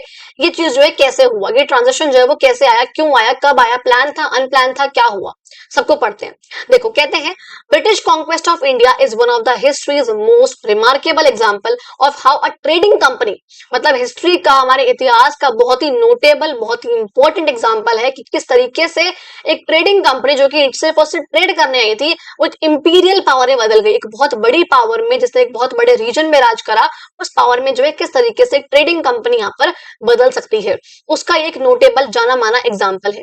कहते हैं अनलाइक क्लासिक कॉन्क्वेस्ट, जो यहाँ पे पहले यहाँ पर कॉन्क्वेस्ट हुए, इससे पहले जिन्होंने भी यहाँ पर करा, इनके जैसा नहीं हुआ, बल्कि ब्रिटिशर्स ने क्या करा, the take over of India was gradual, calculated. कहते हैं जैसे जब ये लोग, जो भी यहाँ पे यूरोपियन पावर्स आई थी इनसे पहले, ब्रिटिशर्स से पहले या इनसे अलग जो भी यहाँ पावर्स थी, उन लोगों ने तो जो है यहाँ पे आते ही ट्रेडिंग पोस्ट संभालना और बहुत जल्दी यहाँ पे इन्फ्लुएंस करना, वो सब यहाँ पे शुरू कर दिया। लेकिन ब्रिटिशर्स ने जो यहाँ पर करा ना भैया, बहुत ही ग्रेजुअल तरीके से इंडिया को इन्होंने टेक ओवर करा, बहुत धीरे धीरे धीरे धीरे, और कहते हैं बहुत कैलकुलेटेड तरीके से, दिमाग में इन लोगों ने सारा प्लान सब कुछ यहाँ पे कर रखा था ऑलरेडी। कहते हैं often disguised as commercial enterprise rather than military invasion. Even इसको कहा जाता है कि इन लोगों का स्टार्टिंग में यहाँ पर, ये लोग, इनका पर्सपेक्टिव यहाँ पर ये था कि भैया कमर्शियल रूप से यहाँ पर हम सिर्फ आए हैं, यहाँ पर हमारा यहाँ पर कोई पर्सपेक्टिव, कोई हमारा यहाँ पर वो नहीं था, मैं कहूंगी हमारा यहाँ पर क्या बोलते हैं उसको, हमारा यहाँ पर राज करने का हमारा कोई इंटेंशन नहीं था। हमारा यहाँ पर मिलिट्री का, अपनी मिलिट्री को इन्वेट कराकर आपके एरियाज को रूल करने का हमारा कोई इंटेंशन नहीं था। हमारा तो सिर्फ यहाँ पर ये था कमर्शियली हमें यहाँ वर्क करना है, पैसा कमाना है, that's all. English east India company, देखो मैंने यहाँ पे लिखा हुआ है कि ब्रिटिशर जो इंडिया में कब आते हैं, 1608 में जो इंडिया में आ जाते हैं। ठीक है, कहते हैं इंग्लिश की जो ईस्ट इंडिया कंपनी थी, it was established as a trading company, यानी कि इंग्लिश की जो ईस्ट इंडिया कंपनी यहाँ पर बनती है, ये भी ट्रेडिंग कंपनी के रूप में आती है। एंड इवन इसको जो एक रॉयल, एक शाही चार्टर, एक डॉक्यूमेंट यानी कि एक परमिशन जो है इसको मिल गई थी क्वीन एलिजाबेथ वन, जो कि ब्रिटेन की वहां की रानी थी, उनसे, जिसने इसको एक स्पेशल पावर दी। यानी कि बेसिकली क्या हुआ कि क्वीन एलिजाबेथ वन ने जब ये देखा कि भैया पोर्तुगीज, डच वगैरह, पोर्तुगीज वगैरह जो है खूब अच्छा वहां जाके कमा रहे हैं, तो इन्होंने कहा ब्रिटेन वालों से, इस जो आपकी कंपनी है इंग्लिश ईस्ट इंडिया कंपनी, इसको कहा कि तुम भी जो इंडिया में जाओ और ट्रेड करो, और इसको जो एक चार्टर दिया कि इतने टाइम तक कोई और कंपनी जो है हमारे ब्रिटेन से यहाँ पे नहीं आएगी इंडिया में यहाँ पे ट्रेड करने के लिए, तुम जो इकलौती कंपनी यहाँ पर जा रही हो, तो तुम ही जो है वहां पर जाके राज करोगे, वहां पे ट्रेड करोगी। And that was this special power कि आर्मी को रेस करने की, वहां पे जो ट्रेड करने की, इनके पास से स्पेशल पावर इनको मिलती है, जो कि इनको इस चार्टर के थ्रू मिली, क्वीन एलिजाबेथ वन ने इनको दी, वहां के किंग ने। Nevertheless, its agents initially kept up a pretense of being mere traders। कहते हैं जो इसके यहाँ पे बेसिकली एजेंट्स थे, इसके जो यहाँ पर एजेंट वगैरह थे, यहाँ पर इन्होंने स्टार्टिंग में यहाँ पर यही चीज कही, एक सेकेंड, ठीक है, इन लोगों ने यहाँ पे स्टार्टिंग में यही चीज कही कि भाई हम जो है सिर्फ ट्रेडर्स हैं, हम यहाँ पे, उन्होंने प्रिटेंड तो ऐसा ही कराया, किसी को ये चीज शो करना कि भाई हम सिर्फ इसलिए यहाँ पर आए, दैट इज कॉल्ड प्रिटेंस।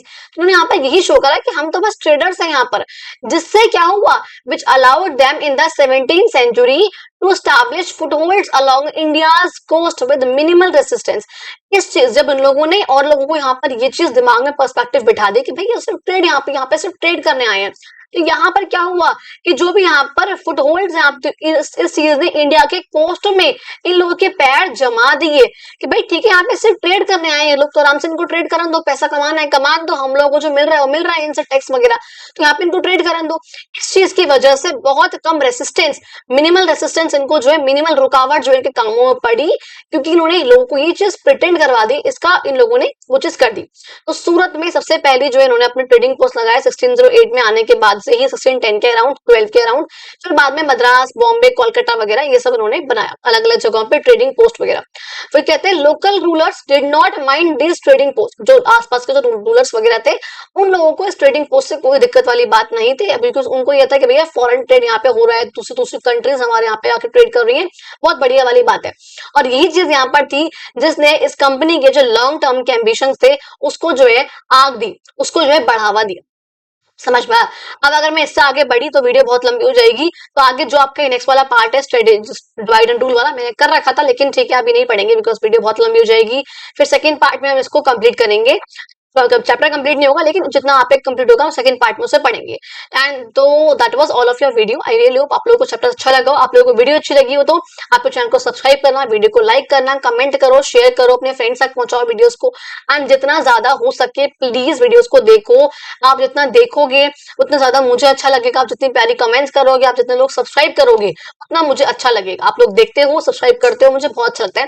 अच्छा एक और चीज, मैं इसके ऊपर एक रील अपलोड करने वाली हूँ, मतलब ठीक है तो रील अपलोड करूंगी तभी आप लोग देखना जरा।